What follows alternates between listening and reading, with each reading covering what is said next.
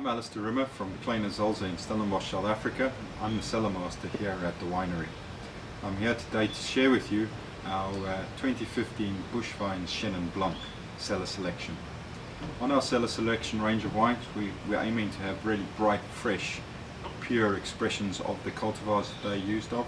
We source grapes largely from Stellenbosch, but we do augment it with a few grapes and vineyards from other regions as well. Primarily this is sourced from Stellenbosch, old Stellenbosch vineyards, but we also augment it with a little bit of Paardeberg fruit as well on the occasional vintage.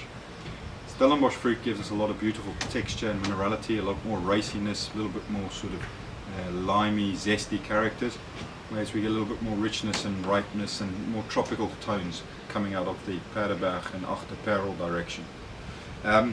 This is very simple winemaking.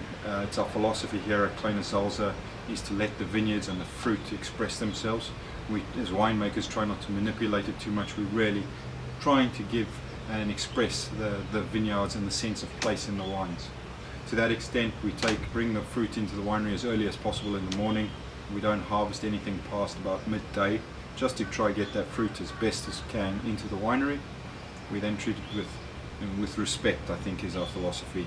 We take them in, we give it a little bit of skin contact, and then we drain the free run juice, and that's the only juice we use. We do press the grapes, but the pressed juice is just sold off to other wineries as bulk wine.